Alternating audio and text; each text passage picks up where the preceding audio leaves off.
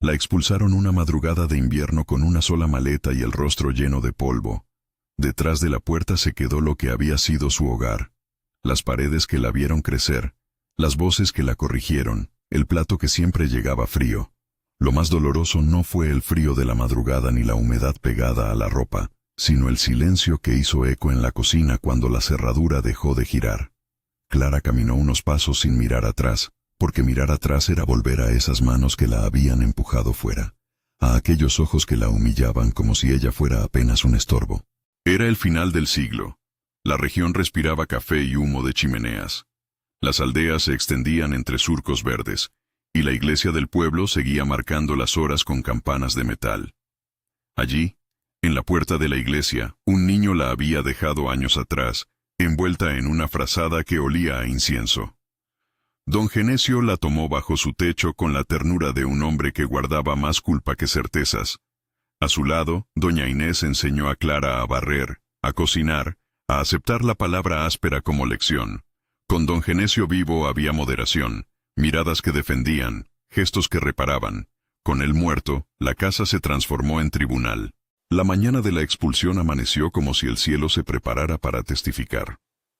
La venta de la esquina había escuchado la discusión la noche anterior. Cuentas que no cerraban, promesas de un comprador con más cobre que compasión, voces que no buscaban reconciliación, sino alivio para unos papeles. El señor Augusto llegó con su voz de mercader y las manos llenas de acuerdos. Su presencia fue la chispa. Doña Inés, con la cara curtida por el rencor, encontró en él la excusa que necesitaba para librarse del peso de una niña que no era de su sangre, pero sí de su paciencia. No hubo una sola palabra de consuelo en la mañana en que Clara fue obligada a salir. La escena sucedió frente a vecinos con ojos curiosos y miradas complacientes. La maleta, un trapo cosido a mano, fue arrojada como si cargara polvo y vergüenza. Al primer portazo el corazón de Clara se partió en pequeños sonidos. No la golpearon. No hacía falta. El desprecio se encendió como viento seco en pajares. Un caballo pasó, sin detenerse. Nadie ofreció acompañarla. Caminó por la carretera de tierra como quien atraviesa un desierto conocido. Sus pasos se perdían en el amanecer, y con cada uno se desprendía un nombre que la unía a un pasado de cuidados y de silencios. Recordó la voz de don Genesio, su risa afable, la vez que le enseñó a hacer pan con la paciencia de quien sabe que la masa también tiene tiempo propio. Recordó la mirada de doña Inés, llena de reproche, almacenada durante años hasta que la muerte del protector la liberó para demostrar quién mandaba. Recordó, sobre todo, la sensación primera de no pertenecer. No había parentesco, no había dinero. Había una historia pequeña, una hospitalidad que algunos llamaron lastre. El sol comenzaba a subir, y el aire traía consigo el olor del café fresco que alguien, muy lejos, ya estaba preparando. Clara bebió agua de su cantil con movimientos medidos. El frío del líquido le despertó el cuerpo, y le recordó que debía seguir. Era joven, pero la orfandad le había marcado la piel con una paciencia vieja. A mitad de la jornada, cuando su energía empezaba a flaquear, se sentó bajo un hipé que en primavera pintaría el campo de amarillo. Se apoyó contra el tronco, cerró los ojos y se dejó llevar por un peso que no era solo del cuerpo. Era la suma de miradas que la empujaron fuera. La caída fue lenta. Al principio fue un sopor, después un temblor que la dejó inmóvil. Soñó con la cocina, con el olor a sopa, con las manos de don Genesio sujetando las suyas. Soñó con una niña de cabello rizado que reía frente a un muñeco de trapo. El mundo se volvió un rumor. Cuando la noche la encontró, su espalda era un colchón improvisado entre polvo y hojas secas. Nadie la vio dormir. Nadie la oyó gemir. Y entonces apareció él. Vicente Almeida venía por la trocha con el caballo bañado en sudor. Era un hombre alto, con la frente marcada por años de trabajo y una tristeza que parecía calcificada en la mirada. Había perdido a su mujer 3 años atrás. Desde entonces la hacienda había sido tanto un refugio como una condena. Administraba la finca con una disciplina que mezclaba cariño por la tierra y respeto por los que aún sembraban con él. Aquella mañana iba a revisar el estado de las plantas del cafetal antes de que el sol fuera fuerte. El aire estaba claro, el silencio, tenso. Fue el caballo el primero en percibir el movimiento. Un suspiro humano enterrado entre hojas. Al acercarse, Vicente vio el bulto bajo el hipé. La distancia le permitió observar sin interrumpir la escena. Una mujer de manos callosas, ropa modesta, un rostro con juventud agrietada por lágrimas recientes. No estaba herida, pero la palidez hablaba de deshidratación y miedo. Había en ella un clamor silencioso que Vicente, por instinto más que por heroísmo, no pudo ignorar. Ordenó al peón más cercano que trajera agua y una frazada. Desmontó y, con manos firmes pero cuidadosas, tocó la frente de la mujer. Estaba caliente. La arrastró con cuidado hasta la cabalgadura, y antes de llevarla a la hacienda, la cubrió con una manta, como quien repara algo que ha quedado expuesto al viento. La hacienda de Vicente no era palacio. No tenía columnas doradas ni jardines que exigieran alabanzas. Era una casa amplia, de madera sólida, con galerías que olían a cera y café y una cocina que aún conservaba la presencia de una mujer que ya no volvería más. Al entrar, Clara sintió la diferencia de mundos. El silencio ya no era acusador, era expectante. Doña Teresa, la gobernanta, la recibió con una rapidez serena. Tenía los ojos de quien ha visto demasiadas vidas pasar por su puerta y la voz de quien sabe que los gestos valen más que las palabras. Ayudó a Clara a quitarse el polvo y la condujo a una habitación limpia, con una sábana que olía a lavanda y a jabón. Vicente la observó desde la distancia con esa mezcla de cautela y curiosidad que define a los que han amado y han perdido. No se precipitó en palabras. Su trato fue práctico: agua tibia, un paño en la frente, una taza de caldo.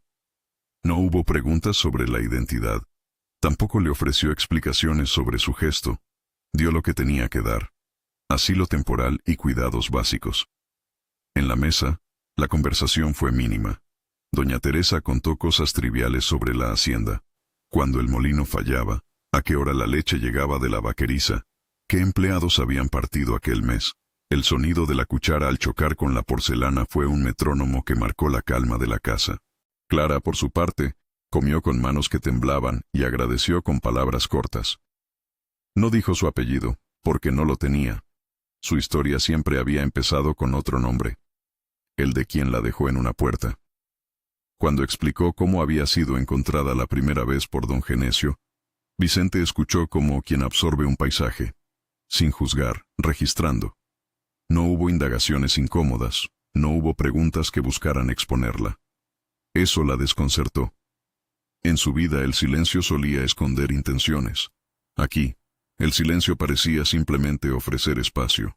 Por los días que siguieron, la hacienda se volvió un refugio en varias capas. Doña Teresa asignó a Clara una pequeña habitación detrás de la cocina, no como sirvienta sino como ayudante provisional. Le pidió que cuidara del cuarto de la niña, que barre lo imprescindible, que aprendiera los nombres de las plantas del invernadero. Clara aceptó, primero por necesidad, después porque al cuidar de la habitación y ordenar las pequeñas cosas, comenzaba a recomponer una imagen propia que no dependía de la aprobación de doña Inés. La niña, Laura, tenía 3 años y un carácter sin protocolos. Su madre había muerto antes de que ella cumpliera 1, y la ausencia aún pesaba como una bandeja que nadie se atrevía a levantar del todo. Laura vivía entre el recuerdo de una mujer que la arrullaba y la presencia templada de Vicente. Cuando Clara entró por primera vez con la muñeca de trapo que doña Teresa le había prestado, Laura la miró con la curiosidad franca de quien no conoce el pudor. Se acercó, tomó la muñeca, y sin pedir permiso, puso la cabeza sobre el regazo de Clara como si hubiera reconocido algo en el calor de sus manos. Esa confianza incipiente fue el primer hilo que unió a Clara con esa casa de campo.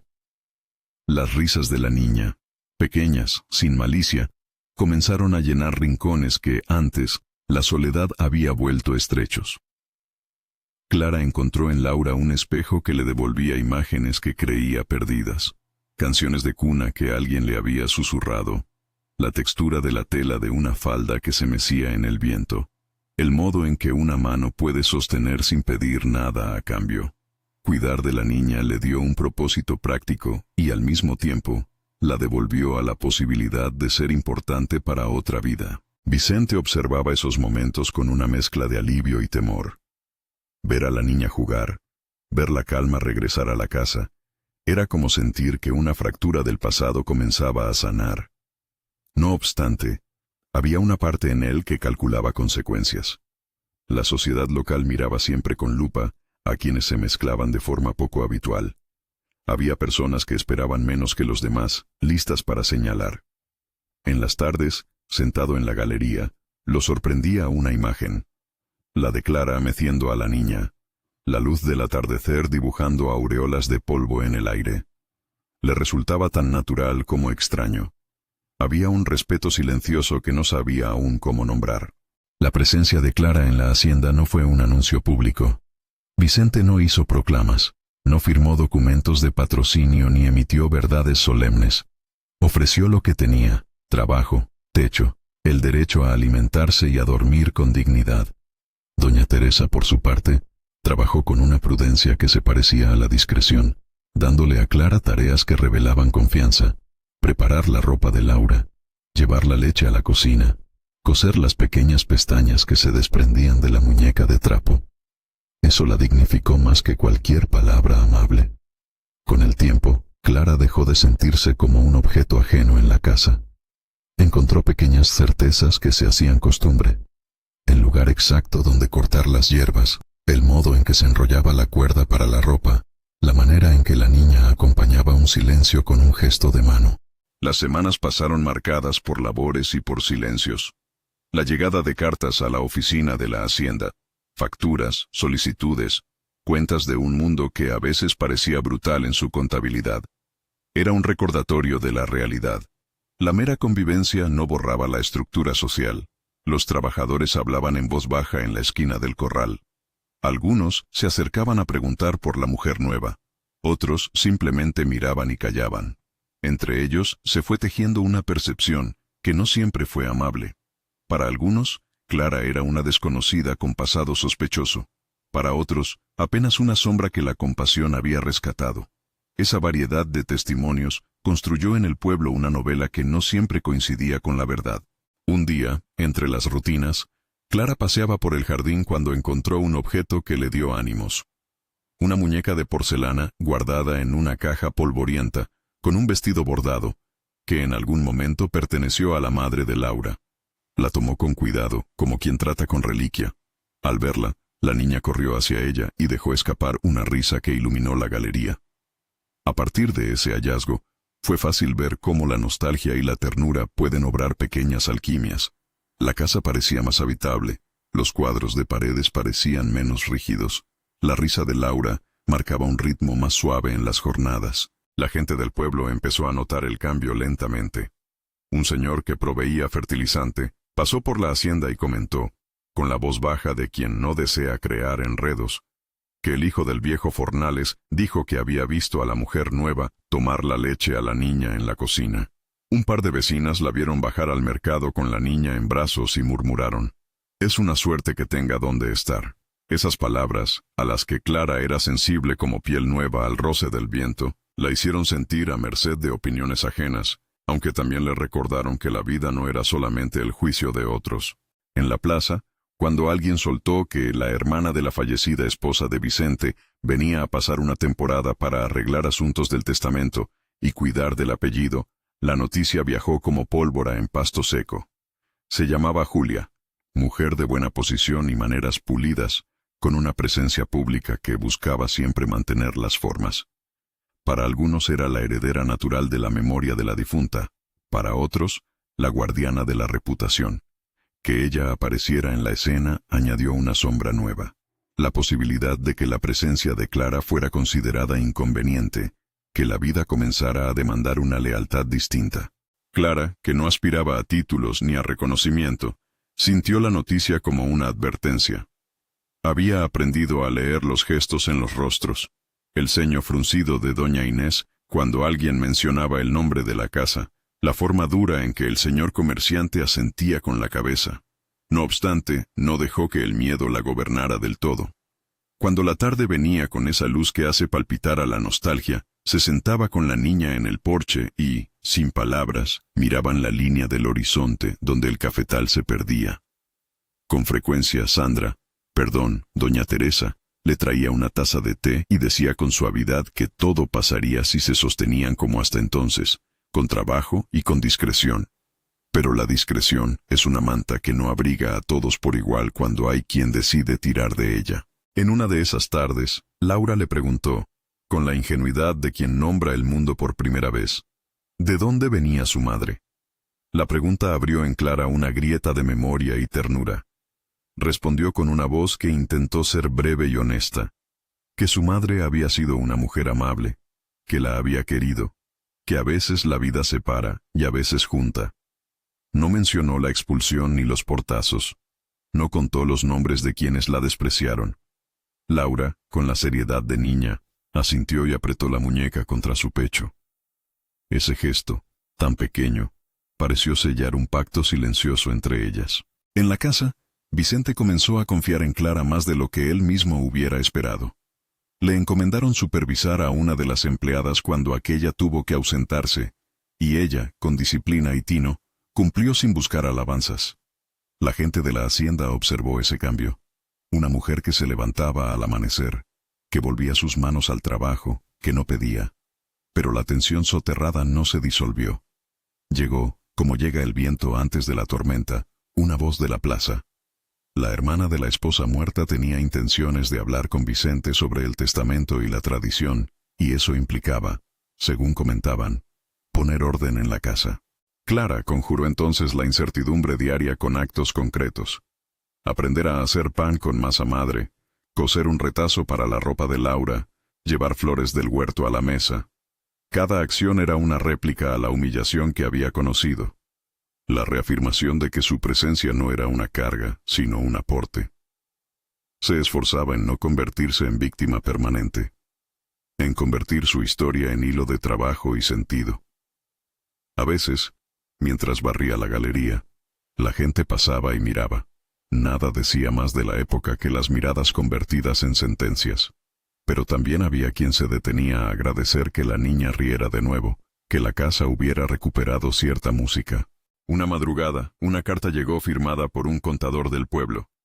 La familia de doña Amelia, la esposa de Vicente, enviaba noticias y dejaba claro que la intención era revisar asuntos civiles.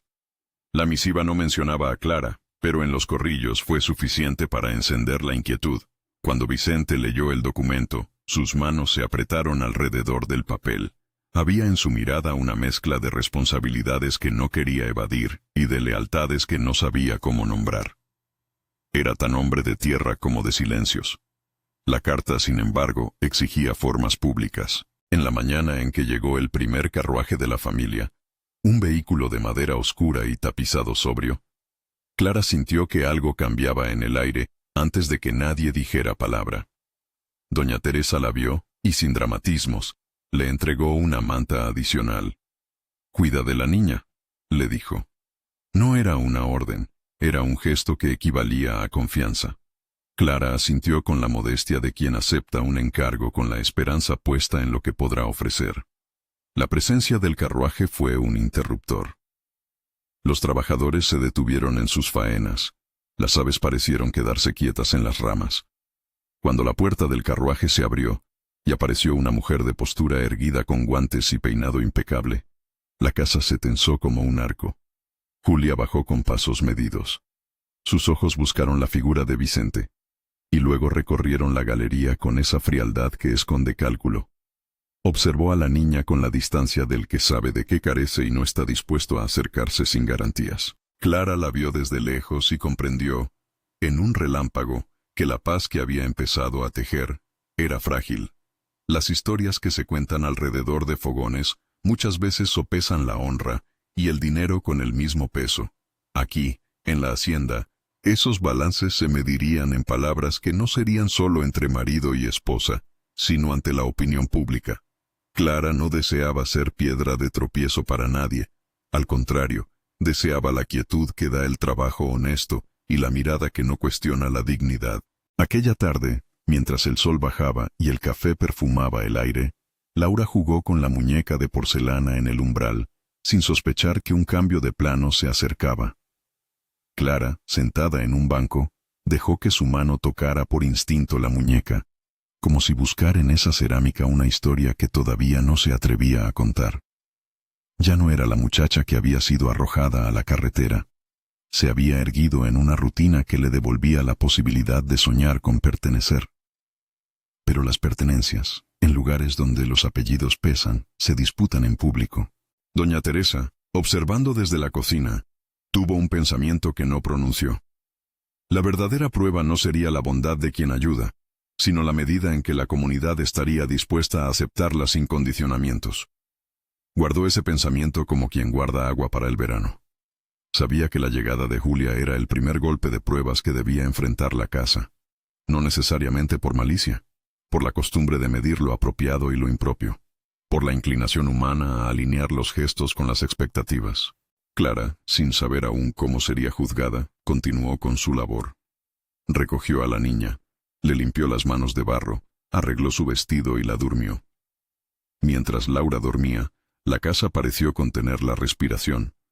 Afuera, sobre la carretera, el carruaje de Julia permanecía estacionado. La noche que vino después fue de reflexiones. Viento que golpeaba las ventanas, el eco de un reloj de pared, el murmullo de trabajadores que conversaban en voz baja. Clara permaneció despierta hasta tarde, cosiendo un botón con manos que habían aprendido a no temblar. Antes de que el alba rompiera, tuvo un impulso, el de salir a la trocha y ver la llanura que la había visto caer. Caminó hasta el hipé donde había sucumbido y dejó que sus dedos rozaran la corteza. Observó la casa a lo lejos, alumbrada por una luz pálida. Pensó en abandonar todo, en volver a ocultarse en el anonimato. Pero hubo una imagen que la sostuvo. Laura, recostada con la muñeca, como si la vida le ofreciera algo nuevo. Esa posibilidad, más que el miedo, le dio fuerzas para regresar. Cuando volvió, la casa ya bullía con preparativos. La servidumbre se movía con más rigor de lo común. Había platos que se lavaban con manos apresuradas, voces que repicaban por la galería. La normalidad había sido interrumpida por la presencia de algo que pedía definición. Clara, al entrar en la cocina, cruzó la mirada con doña Teresa. En esos segundos, ambas supieron que vendría una conversación difícil. Pero la historia, que había empezado con un portazo y polvo en la madrugada, no estaba destinada a resolverse en un solo día. Había manos que obraban y rostros que miraban. Había un hombre que, con su silencio, ya había tomado una decisión que implicaba mesura y un riesgo calculado. En la cama de la pequeña habitación donde Clara dormía, la muñeca de trapo parecía esperar el amanecer. Afuera, el cafetal respiraba tranquilo. La sombra de la hermana, la carta del contador, el carruaje en la entrada. Todo formaban una malla que se cerraba poco a poco. Clara sabía que aquello no era solamente sobre ella, era sobre la casa, sobre el apellido, sobre quién se permitía entrar y quién quedaría fuera. Y sin embargo, en el fondo de su pecho, una certeza nueva comenzó a hacerse presente. No quería ser expulsada otra vez.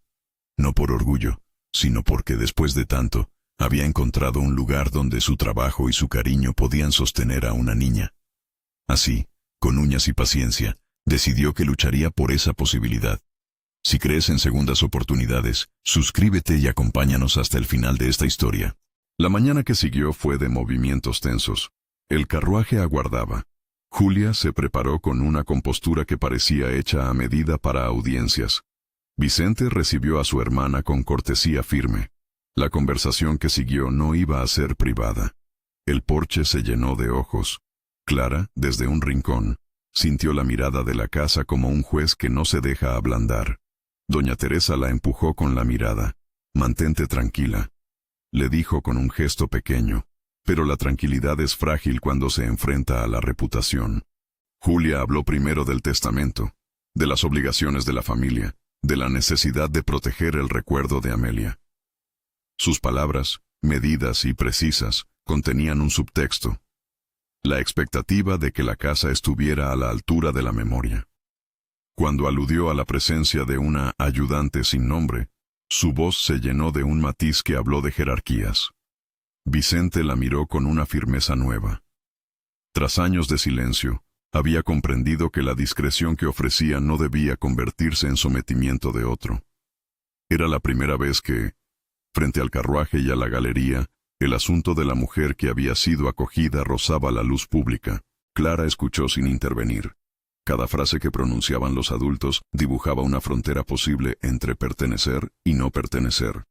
Sabía que lo que allí se discutía no sería solo una palabra, sería la medida de su futuro. Cuando Vicente tomó la palabra, lo hizo con la voz templada por la decisión. Habló de las labores, de la necesidad de solidaridad, de la ausencia de su esposa y de la posibilidad de que la memoria se honrara de muchas formas. Sus palabras no fueron grandilocuentes. Fueron un escudo discreto, suficiente para afirmar que la casa ya no reponía lealtades solo a un apellido. Julia sostuvo la mirada con un gesto que mezclaba sorpresa y descontento. No había esperado que Vicente se pronunciara así. Esperaba, en cambio, la indefinición, la concesión mecánica. En su bolsillo, llevaba los pliegos de un testamento que pedía certezas. Afuera, las voces del pueblo comentaban en latente murmullo. Para algunos, la decisión de Vicente era un acto de justicia. Para otros, una ruptura con el decoro. Cuando la tarde se fue cerrando y la conversación pasó a puntos menos formales, Clara recogió sus pensamientos. No era claro todavía si la disputa terminaría en una rendición pública o en una tensión soterrada que empeoraría con el tiempo. Lo que sí estaba claro era que su permanencia dependía de algo más que labores. Dependía de la elección de quienes tenían voz. Esa verdad, dura y a la vez liberadora, la dejó en vela. La casa respiraba una mezcla de promesas y advertencias. La noche, como un velo, cubrió la hacienda con su tamaño antiguo. Antes de que el sol volviera a asomar, Clara se levantó y fue a la galería. Miró el horizonte, donde la llanura y el cafetal se fundían en una línea de bruma. La muñeca de trapo estaba sobre sus rodillas. Acarició su rostro de tela y pensó en lo que había perdido: una casa, un lugar en la comunidad, las miradas que solían protegerla. Pero también pensó en lo que había ganado: la posibilidad de pertenecer por voluntad, no por obligación. La posibilidad de que una niña la viera con afecto. La posibilidad de que un hombre que había amado antes pudiera decidir volver a ofrecer algo que no se compra. La cocina comenzó a oler a pan. Una nueva mañana traía consigo la promesa de conversaciones que no acabarían en un solo encuentro. Clara se limpió las manos, se preparó para el día y decidió que, pase lo que pase, sostendría su lugar con trabajo y con ternura. La casa, por su parte, esperaba la llegada de la voz pública que pondría en evidencia los límites de la comunidad. Se aproximaba un momento decisivo, pero esa decisión todavía no se había pronunciado del todo. En la penumbra del amanecer, con la muñeca apretada al pecho, Clara respiró hondo y se dispuso a enfrentar lo que viniera. La mañana se desgajó en silencio y se fue llenando de movimientos ceremoniosos. El hombre del corral ajustaba la pretina de su camisa. La lavandera recogía el cántaro con más pulcritud de lo habitual, y en la cocina, doña Teresa ordenaba los platos con la calma que precede a un juicio. Clara sintió cómo cada gesto de la casa iba perfilando una escena que ella había imaginado de muchas maneras antes de acostarse. Algunas soñadas, otras desesperadas. Se vistió con la sencillez de quien no pretende disputar honores. Eligió un vestido limpio, sin lujos, apenas un lazo en el cabello que doña Teresa le prestó. No era la escolta de nadie, pensó, sino su propia defensa hecha de trabajo y de dignidad. El porche principal de la hacienda se llenó de rostros que venían con intenciones distintas. Vinieron los criados, algunos vecinos curiosos, el señor comerciante que siempre tenía un comentario listo, y por supuesto la comitiva de la familia de Amelia, con Julia a la cabeza, cuyo paso era medido y cuya mirada funcionaba como una regla que buscaba medir todo lo inapropiado. Encima del reloj de pared, los segundos se estiraban. La conversación prometida para ordenar el testamento se convirtió en una audiencia pública. Nadie se quedó atrás. Vicente salió a recibirlos con la compostura de quien ha pensado las palabras muchas noches, pero aún así necesita afirmar con la voz aquello que el corazón ya ha decidido. Saludó con cortesía a Julia y a sus acompañantes.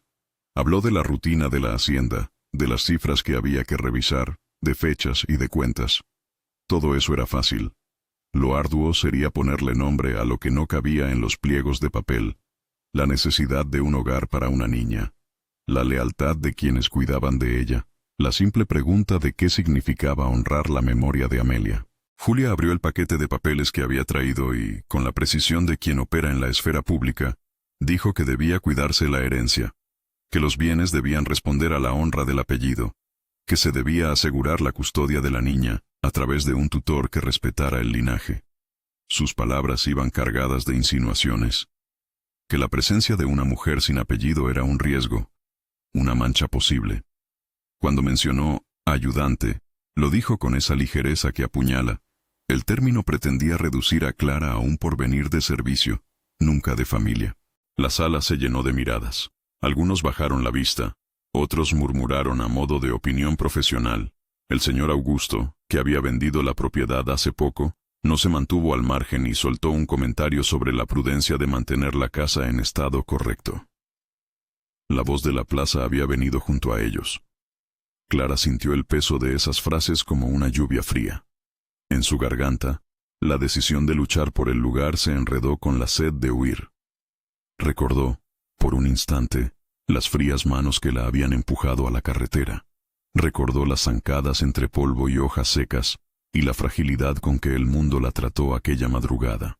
Antes de que el desbordamiento ocurriera, doña Teresa se inclinó hacia ella, con esa complicidad de quienes conocen la fuerza escondida en los gestos pequeños, y le apretó la mano. No hubo palabras. El apretón fue suficiente. Clara inspiró, notó el sabor de la decisión en su boca, y se dio cuenta de que su lugar no dependía únicamente de que alguien la defendiera, sino de que ella misma mantuviera la mirada. Se incorporó, y como si su cuerpo respondiera a una determinación largamente preparada, se acercó al grupo. «No he venido a causar problemas», dijo con voz que no traicionó el temblor. «Solo quiero seguir cuidando a Laura y trabajar. No pido otro título que el de hacer lo que hago con honra». Hubo un silencio que cortó la habitación. Las palabras eran sencillas y, por eso mismo, peligrosas. Reducían la trama de sospechas al acto honesto de un cuidado. Julia respondió con una sonrisa que no llegó a los ojos. «La honra se demuestra con nombres y con certezas legales. No confieso que una ayudante ocupe el lugar que corresponde a la familia». Vicente, que hasta entonces había aceptado las formas del debate, se quedó en pie. Había hecho cuentas, había pensado en el ingenio de la hacienda, en los pagos, en las obligaciones civiles. Pero también había visto cómo una niña recobraba la risa. Había visto una casa sanar con manos que no exigían sino ofrecían. Lo que puso fin a la discusión no fue el papeleo sino una afirmación simple y radical, una decisión que ponderó más que los acuerdos de mesa. «No la llamaré por un título de servidumbre cuando lo que hace», dijo Vicente con la voz templada, mirando a cada uno de los presentes, «es cuidar de la que fue mi esposa en la medida que la vida permitió. Para mí, Clara no es solamente una ayuda. Es la mujer que cuida de mi hija. Y voy a asegurar que Laura siga creciendo con quien la ama. Punto». En los labios de Julia apareció por un segundo el gesto de sorpresa que antecede al reproche. Rebatió sobre formalidades, sobre testamentos y sobre la necesidad de proteger el apellido. Habló de tradiciones y de la importancia de mantener la reputación. Fue tan incisiva que varios presentes volvieron la cabeza, como si esperaran el choque. Pero Vicente, sin alzar la voz, leyó algo más que una resolución. Leyó una voluntad. «Mi esposa me enseñó a no hacer de los recuerdos jaulas», continuó Vicente. «A honrar lo que fuimos con lo que ahora podemos ser. Si aquí se habla de proteger un nombre, también debo proteger a mi hija y a quien la cuida. Si la ley exige papeles, los cumpliré. Pero mi palabra ante ustedes, y lo digo en público porque creo que la verdad no debe esconderse en privados, es que Clara se quedará en esta casa mientras yo la decida así. Y quienes quieran discutir lo harán con pruebas, no con insinuaciones». No fue una declaración de triunfo. Fue, en cambio, una protección pública que tenía el efecto de un pacto. Clara, sentada, sintió que las palabras que la libraban del rumor no provenían solo de la misericordia de una figura paternal, sino del reconocimiento de un lazo humano que la convertía en destino y no en objeto. La tensión en la sala no se deshizo del todo. La familia de Amelia intercambió miradas frías, y cuando le tocó a Julia levantarse, lo hizo con la formalidad de quien decide retirarse y guardar el asunto para otra instancia. Tras esas tensiones, la vida continuó con un decorado distinto. Para la plaza y para los negocios, había un hecho. Vicente había puesto su palabra en la mesa. Eso era suficiente para detener, por el momento, las bocas más dispuestas a la murmuración. Septiembre llegó con jornadas de trabajo que no anunciaban restauraciones sociales inmediatas, pero el rumor del porche tuvo el efecto deseado. Por lo menos quienes pretendían juzgar ahora tenían que mirar las manos que trabajaban, la niña que respondió con abrazos, y la casa que, en su ritmo renovado, comenzaba a sonar con otra música. Aún así, la calma era frágil. La noche en que se pensó en la posibilidad de que Clara se fuera había estado en la mente de más de uno.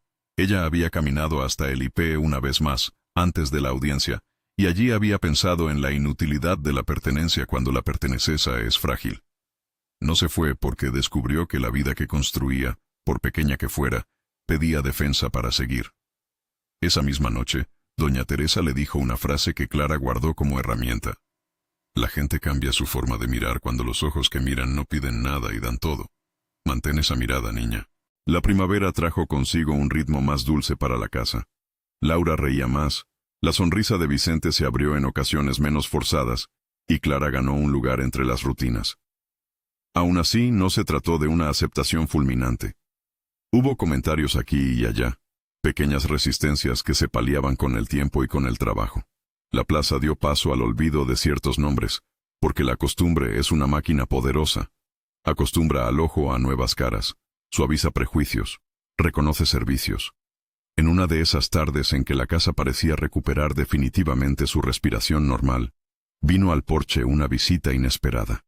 Doña Inés, la mujer que años atrás la había tratado con dureza, se presentó en la hacienda. Los movimientos de la señora eran rígidos, pero sus ojos llevaban un brillo de remordimiento que la gravedad de sus actos no escondía. Clara la vio bajar del carruaje con la impropia sensación de una confrontación contenida. «He oído», dijo doña Inés con voz quebradiza, «que la niña está bien. Vine para decir que lo siento, por cómo te traté, por haber sido mezquina. No sé si mi arrepentimiento sirve de algo, pero no quería morir con ese peso». Clara no encontró en aquel gesto una demanda de absolución, ni una búsqueda de reconciliación inmediata. Entendió que las personas se mueven en redes complejas de orgullo y culpa. No dejó que la conversación fuera a la venganza. Respondió con la misma dignidad que había sostenido desde su regreso. «El tiempo no borra todo, pero puede enseñar. No vine a guardar rencor, vine a sostener una vida». El encuentro fue breve, sin gestos escenográficos ni reproches iluminados.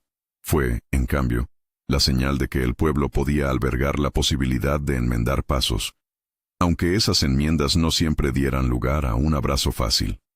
Para Clara, la visita de doña Inés fue un recordatorio de que la pertenencia no se conquista por el perdón de todos, sino por las decisiones cotidianas y por el compromiso con los que se aman. El tiempo siguió marcando su pulso.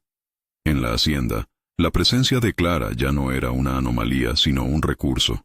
Organizaba despensas, cuidaba de Laura, conocía el nombre de cada sembrado, y poco a poco asumió responsabilidades que antes parecían reservadas para títulos.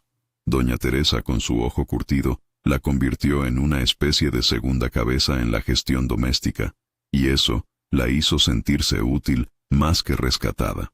Vicente, por su parte, se permitió acercamientos más suaves, conversaciones en la galería al atardecer, arreglos despreocupados de la casa, momentos de complicidad en los que reían de asuntos menores. No fue una aceleración hacia el amor predestinado, fue una construcción paciente, con encuentros que se edificaron en la costumbre y en la confianza. Pero la historia no se conformó con la rutina. 2 años después de la confrontación con Julia, la plaza volvió a agitarse por un rumor nuevo. Julia, al no ver menguada su reputación, había buscado recursos legales y había presentado ante el escribano una petición para ejercer formalmente la tutela de Laura, argumentando que la herencia necesitaba un control que, en su criterio, Clara no podía ofrecer por su condición no familiar. El pueblo se dividió entre la curiosidad y el escándalo. La cuestión volvía a instalarse, esta vez con papeleo y formalidades. El juicio informal que se armó en el pueblo se volvió realidad. Vicente, que siempre había preferido las resoluciones privadas, se vio obligado a poner papeles en regla. Llamó al escribano y, esta vez, no solo habló de su voluntad, puso una serie de medidas que protegían a la niña y, en efecto, a Clara.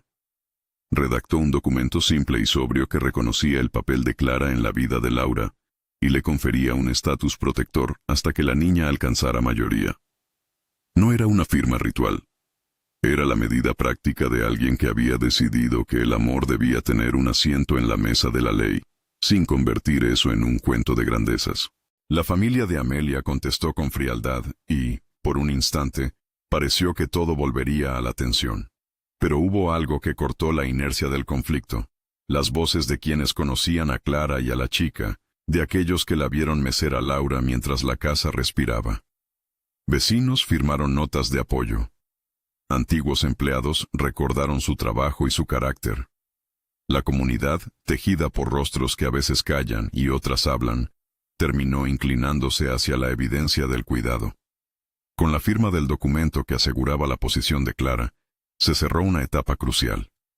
La intervención legal no era el triunfo del papel sobre la vida, sino un reconocimiento de que la elección de amor debía tener protección formal para resistir las maniobras del mundo.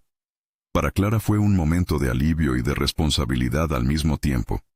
Comprendió que su permanencia no era un regalo, sino una conquista que exigía constancia. La vida siguió, y ese reconocimiento fue el albor de nuevas posibilidades. La villa dejó de murmurar con la intensidad de los primeros tiempos. La presencia de Clara se fue normalizando. Hubo, eso sí, quienes jamás cedieron. Alguna vecina se negó a invitarla a reuniones de prestigio, y ciertos comerciantes mantuvieron la distancia de quien no perdona. Pero el peso de esas resistencias se diluía frente a la evidencia. Laura crecía feliz. La hacienda prosperaba en lo cotidiano. El trabajo era productivo y el seno familiar estaba más sólido. La decisión de Vicente de formalizar lo que ya era hecho trajo consigo otro efecto. Su propia vulnerabilidad se ablandó. Había renunciado al temor de rehacer un amor imposible. Había aceptado que su vida podía contener una nueva forma de afecto, distinta a la que tuvo con Amelia, pero igualmente digna. Las noches en que conversaban en la galería se hicieron más largas y menos llenas de silencios que pronunciaban lutos. En esos momentos, Clara y Vicente compartieron historias simples. La sazón preferida de Laura, la manera en que un día lluvioso cambiaba el olor del café, el nombre de plantas que ninguno de los dos olvidaba. No hubo grandes confesiones dramáticas. Hubo cortes del pan y miradas que poco a poco crecían hacia algo más profundo. El amor que nació entre ellos no fue un torbellino que borró cicatrices, fue un camino de decisiones, de paciencia y de pequeñas renuncias mutuas.